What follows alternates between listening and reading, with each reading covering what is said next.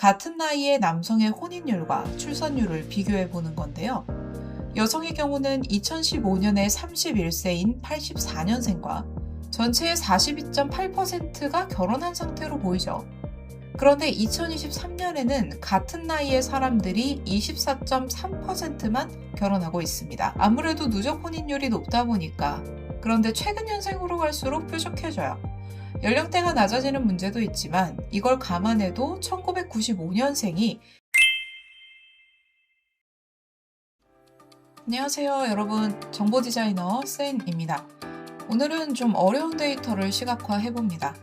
국가데이터처의 2015년에서 2023년 인구 통계 패널 통계 개발 결과라는 보고서인데요. 패널 조사란 같은 대상을 오랜 시간 동안 조사해 데이터를 쌓는 방식을 의미합니다. 그래서 지금까지 제가 보여드렸던 데이터에 시간이나 연령 개념이 추가되는데요. 이걸 그래프로 쉽게 풀어내 보겠습니다. 우선 보고서 전면은 전체 통계를 요약하는 인포그래픽으로 시작합니다. 2015년에 32세인 남성은 83년생이고 2023년에 32세인 남성은 91년생입니다.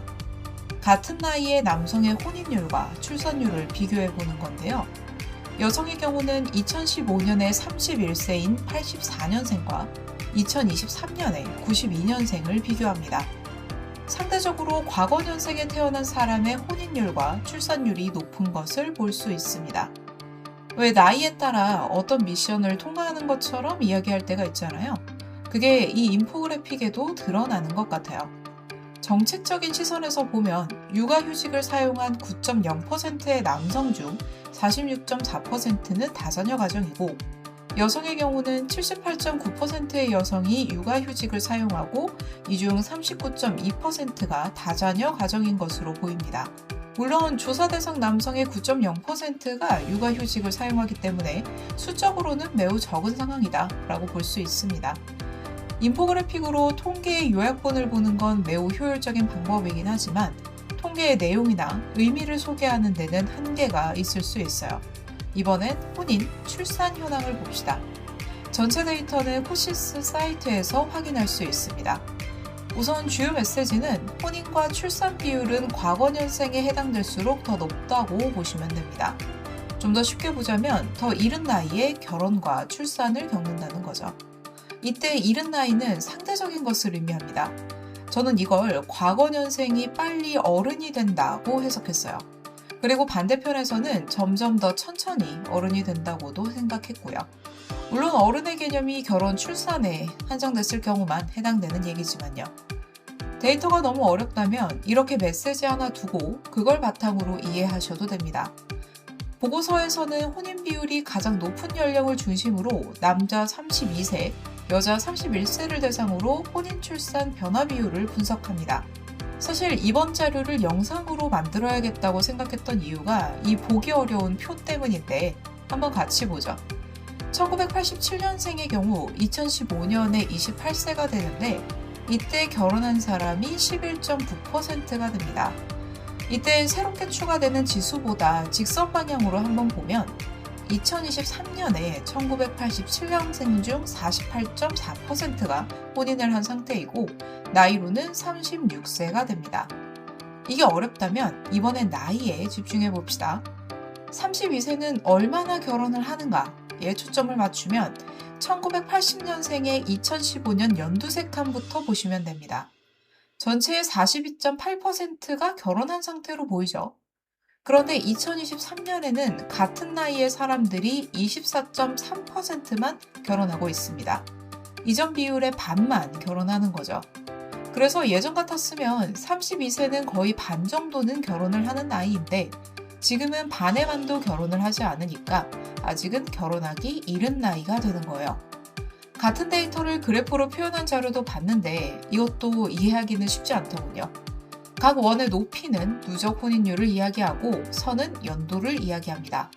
가로축의 연생을 바탕으로 봤을 때 점들의 위치의 차이가 95년생으로 올수록 줄어드는 걸 볼 수 있습니다. 이걸 시간 흐름으로 따라가면 이해하기 어려운 면이 있습니다. 그래서 누적 혼인 비율을 가지고 조금 다른 그래프를 그려봤는데요. 누적 혼인율에 나이의 개념까지 추가해서 리즈라인 플롯을 그려보겠습니다. 리즈라인 플롯은 여러 개의 그룹을 가진 데이터들의 빈도를 각자 분리된 면적이나 선 그래프로 표현할 수 있는데요. 우리가 가지고 있는 건 누적 혼인율이니까 이 데이터의 변화를 표현하는 그래프로 편집해 보겠습니다. 아마 원래의 그래프보다는 단순하게 그려질 겁니다. 파이썬을 쓰다 보니까 제미나이를 이용해서 파이썬 코드를 구성했는데요. 많은 분들의 기대처럼 딸깍하고 바로 만들어지면 좋겠습니다만 저는 그렇게는 작업이 안 되더군요. 우선 필요한 데이터의 정리를 진행하고 만들어진 코드는 구글의 콜앱으로 옮겨서 편집했습니다. 데이터 정리 이후에 본격적인 시각화 작업을 진행합니다. 한꺼번에 모든 코드를 만드는 것보다 단계별로 적용해 주시면 됩니다. 저는 전체 그래프를 만들고 그 다음에 축값 조정, 그래프 간격 조정, 색상, 한글 적용 이 순서로 만들었어요. 그리고 한 번 만든 그래프와 프롬프트는 AI를 통해 한 번 더 정리해서 기록해 주시면 나중에도 비교해 가면서 쓸 수 있습니다. 사실 이 작업 중에도 폰트나 그래프 표현 등 문제들이 조금씩 생기더군요. 출력물의 수준을 맞추는 게 계속되는 과제일 것 같습니다. 마지막으로 한글 폰트를 적용하고 제목도 수정을 해줬습니다. 혹시라도 AI 프롬프트 필요하신 분들 있으시면 댓글로 남겨주세요. 관련 콘텐츠들도 좀 더 자세하게 풀어보겠습니다. 이 과정을 거쳐서 만든 그래프를 제대로 살펴보겠습니다.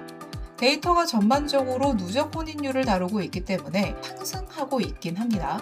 특히 그래프를 중심으로 표현하고 있기 때문에 상승하는 범위나 전체 모양을 보시고 숫자는 이 다음에 보셔도 충분합니다. 가로축은 나이로 적용을 했는데 이 사이에 선을 그려서 다른 연생에서는 어느 정도 차이가 있는지 직관적으로 비교하시면 데이터의 이해가 좀 더 쉽습니다. 그래프를 보면 과거 년생으로 올라갈수록 그래프의 모양이 둥글둥글해지죠. 아무래도 누적 혼인율이 높다 보니까 그런데 최근 년생으로 갈수록 뾰족해져요. 연령대가 낮아지는 문제도 있지만 이걸 감안해도 1995년생이 1983년생만큼의 혼인율 그래프를 따라잡기에는 직관적으로 어렵겠다라는 생각이 들 정도로 면적 차이가 납니다. 정리해볼까요? 결과적으로 이 메시지를 공유를 하고 싶었어요. 어른이라는 기준을 혼인과 출산율로 잡는다면 과거 년생이 빨리 어른이 된다는 설명이 맞다는 생각이 듭니다. 물론 이 비율은 소득과 수도권 거주, 직업의 안정성 등에 따라 차이가 나고 있습니다. 제가 이 영상에서 전체 보고서를 요약한 건 아니기 때문에 실제로 혼인율과 출산율에 영향을 끼친 요소를 보려면 단순하게 나이의 차이가 아니라 이때 일어난 사회적 변수나 정책 등의 영향도 봐야겠죠. 패널 통계가 나온 것도 그것 때문이고요. 그럼 여기에서 혼인과 출산을 같은 나이대에 비해 선택하지 않은 사람들은 문제가 있느냐? 이렇게 접근할 건 아니라고 생각해요. 시간이 지나면서 생각과 경험이 쌓인 것이고 좀 더 다른 선택지를 택한 결과일 수도 있는 거거든요. 조금 천천히 삶의 속도를 결정하고 있는 거랄까요? 개별적인 상황에 대해 평가나 판단을 남기는 것보다는 데이터 기반의 대응을 위해 필요한 작업들이라는 생각이 듭니다. 영상 시청해주셔서 감사드립니다.